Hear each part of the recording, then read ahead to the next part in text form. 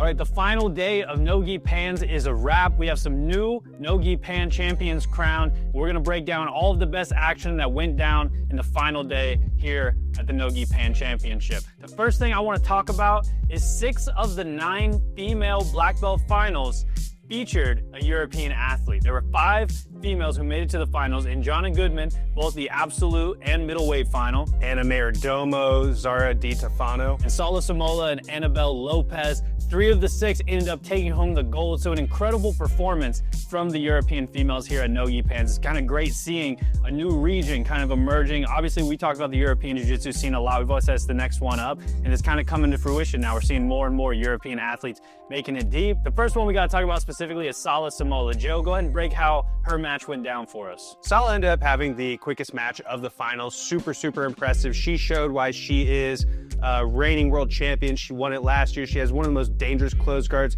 in Nogi Jiu-Jitsu right now. I think she's really good getting to that position. She got to the Kimura lock really quickly against Fernanda Cristo, got it behind the back, rolled it all the way to mount, finished with a variation on the arm lock. It was an incredible performance.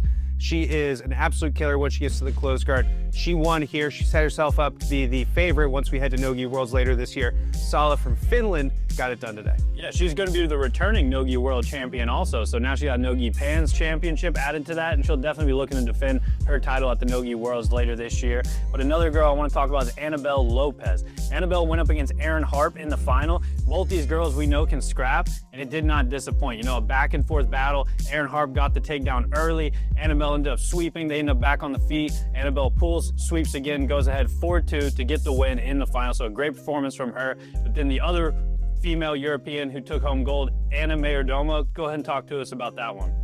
Anna Mayordomo, the first Spaniard to win Nogi Pans as an adult black belt.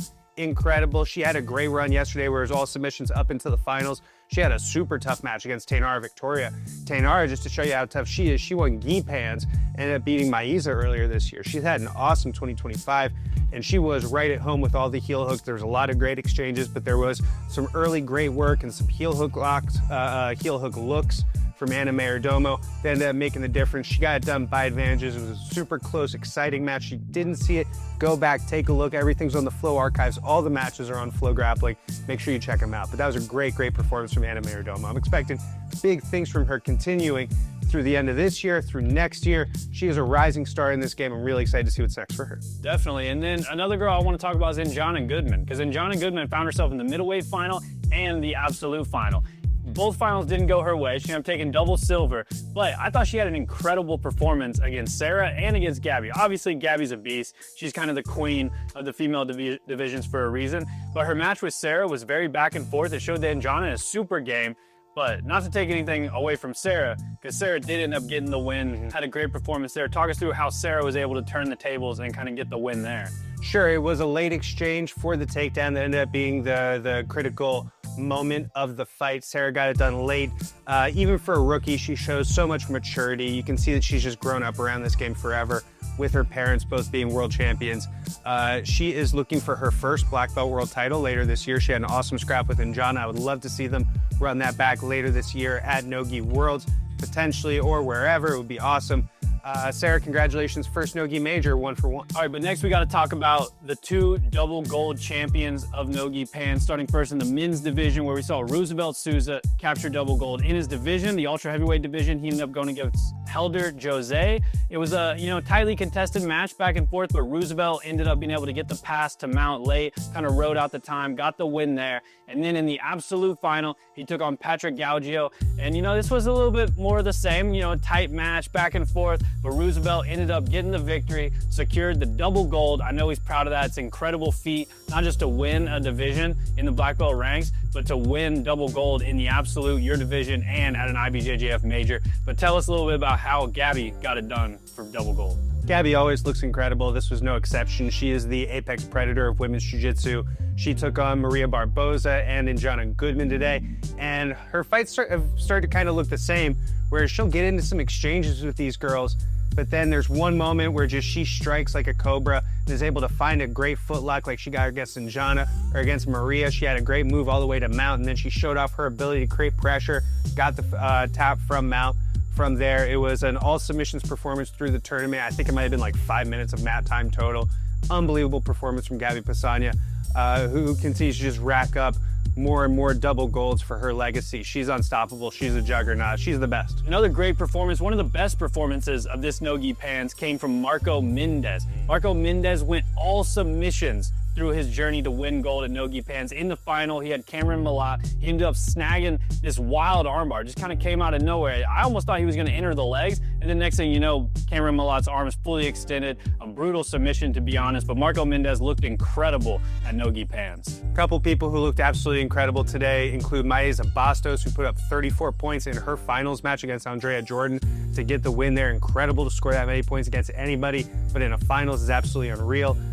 Vinicius Inacio, Vinny from Atos, rookie black belt, won brown belt Nogi Worlds, gets the submission in the finals here against Leo Martins. Looked incredible there with the armbar from the guard. Classic style. Congratulations to Vinny, starting off the black belt career right.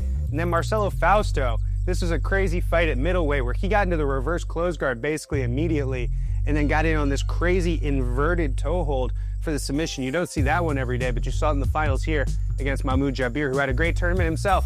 Comes away with silver in his first campaign here at Nogi Pans as a black belt. Yeah, that was definitely a brutal one to watch. You know, it was like, dang, dude, some gnarly torque on that thing. Another guy who ended up finishing the finals with a brutal submission is Pavel Javorsky. We saw him land the heel hook in the finish. Obviously, Pavel's been on everyone's radar recently. He was able to get it done, secure his first IBJJF black belt major. So congratulations to him. And then also Julian Espinosa, another guy with a great tournament, had all submissions leading up to the finals where he took on Max Hansen and then was able to get the win in the finals via advantages. Last two guys I really want to shout out here at the very end. Elder Cruz just moved over to Adamas and PSF, gets it done in his debut. You saw everybody going crazy there at the end with the Elder hands up, the Monstro hands, and but with the Monstro hands, so it was cool to see, right? Everybody was real combined. Dante was there for him. There's a lot of love for him. So that was really cool to see. And then Javier Barter had himself a great tournament. He was able to defeat Dante earlier in the day, and then he got done by submission in the finals. Looked awesome. Javier Barter, congratulations. Might be the first Panamanian black belt world, Pan champion. Incredible performance by both of those guys, a Honduran and a Panamanian. You know, there you go, crazy. Pretty sick. But just to wrap up the teams race, also, we ended up seeing in the men's teams race, Atos got the victory, so shout out to Atos. They came together, got the win there. And on the women's side, Unity, the New York squad itself, ended up getting the dub there. So shout out Atos and Unity for taking the team trophies, and shout out all the athletes who put it on the line, and Nogi Pans made it a special one. Thank you guys for watching this. Hopefully you learned a little bit about what went down at the Nogi Pan Championship, and we'll see you all in the next one.